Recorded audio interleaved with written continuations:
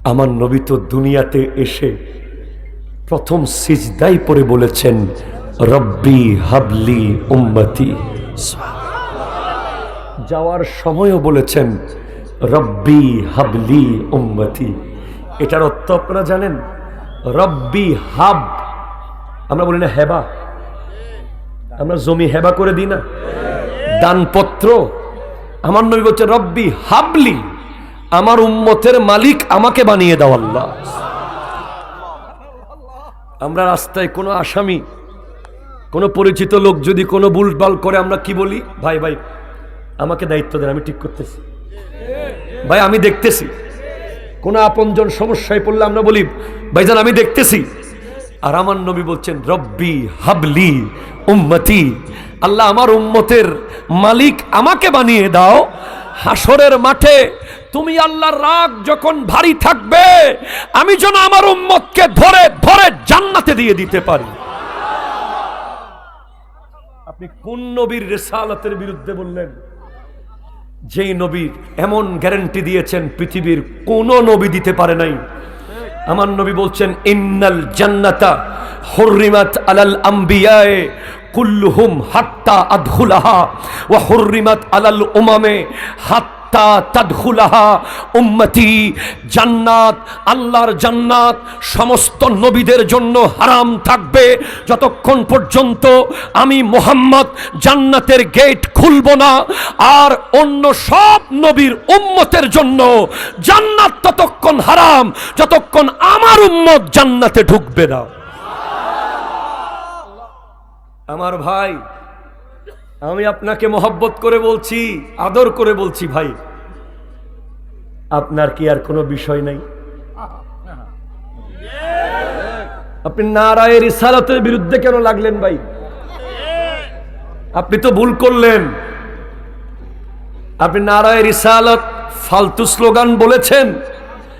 আলহামদুলিল্লাহ, সারা বাংলাদেশে নারায়ে রিসালাত শুরু হয়ে গেছে।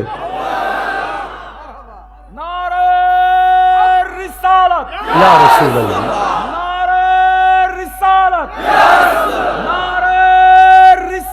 ইয়া রাসূলুল্লাহ।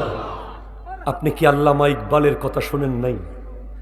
আল্লামা ইকবাল বলেছেন রহমতুল্লাহ আলাইহি, কি মুহাম্মদ সে वफा तूने तो हम तेरे हैं, ये जहां चीज है क्या लौहो कलम तेरे है। তুমি নবীজির সাথে ওয়াফাদারি করো, আমি ইকবাল তোমার হয়ে যাব।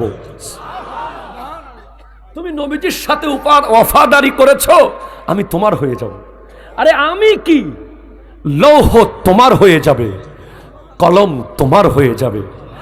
আমার আলা হযরত ইমাম আহমদ রাজা খান ফাজিলে বেরলভী রহমতুল্লাহ আলাইহি লিখছেন, গैस में जल जाएंगे बेदीनों के दिल, या रसूल अल्लाह की कसरत कीजिए, दुश्मने अहमद पे शिद्दत कीजिए।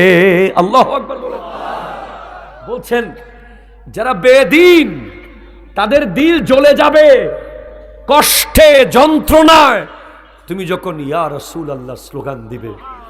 ভাই আপনারা, আপনি আমার দলের হন, আমার মতের হন, আমার পীরের হন বানা হন, আমার দরবারের হন বানা হন, আমার দলের হন বানা হন, আপনার বিবেককে একটা প্রশ্ন করেন তো, নারায়ে রিসালাত এই দুইটা শব্দকে ফালতু বলা কি উচিত?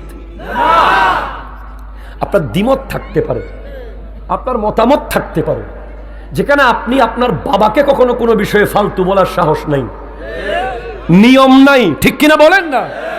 মাকে আপনি ফালতু বলতে পারবেন না, উস্তাদকে আপনি ফালতু বলতে পারবেন না। এটা সম্পূর্ণ হারাম। এটা দালালাতুন নসের মাধ্যমে হারাম হয়েছে। যারা উসুলুশ শাসি পড়েছে উলামায়ে কেরাম, দালালাতুন নসের অধ্যায়ে আছে, ফালা তাকুল লাহুমা উফ। শেষ করে দিব? না না না, শেষ করে দিতে না না,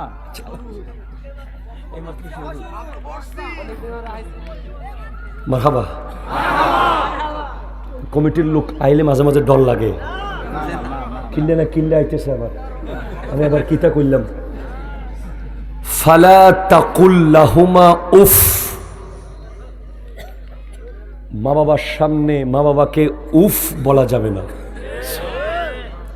এটার দ্বারা দালালাতুন নসের মাধ্যমে আপনারা উসুলুশ শাসি যারা পড়েছে তারা জানে, হারাম করে দিয়েছেন আল্লাহ, তাদেরকে গালি দেওয়া যাবে না, তাদেরকে কটুবাক্য বলা যাবে না, তাদের দ্বারা খেদমত নেওয়া যাবে না, তারা টাকা পেলে এটার জন্য অ্যারেস্ট করা যাবে না, তারা হত্যা করলে কেসাসও নেওয়া যাবে না।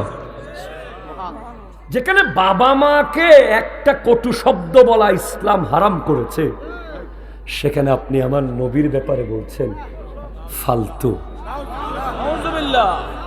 বলেন আমরা কিছু বললে বলে আপনারা বিরোধিতা করেন। আমরা আমার ভাইদেরকে বুঝাই, ভাইজান বিশাল বড় ষড়যন্ত্র ইসলামের বিরুদ্ধে, ঠিক কিনা বলেন? কারণ একটা দল জানে, বিশ্বের ইসলাম বিরোধী শক্তিরা জানে যে মুহাম্মদ সাল্লাল্লাহু আলাইহি ওয়াসাল্লাম উনি এমন এক জাত যিনি একা ডাক দিয়েছিলেন মক্কার পাহাড়ে দাঁড়িয়ে। কথা বলেন ঠিক কিনা? সেখান থেকে প্রথম আওয়াজ দিয়েছিলেন মুরব্বীদের মধ্যে সিদ্দিক আকবর, যুবকদের মধ্যে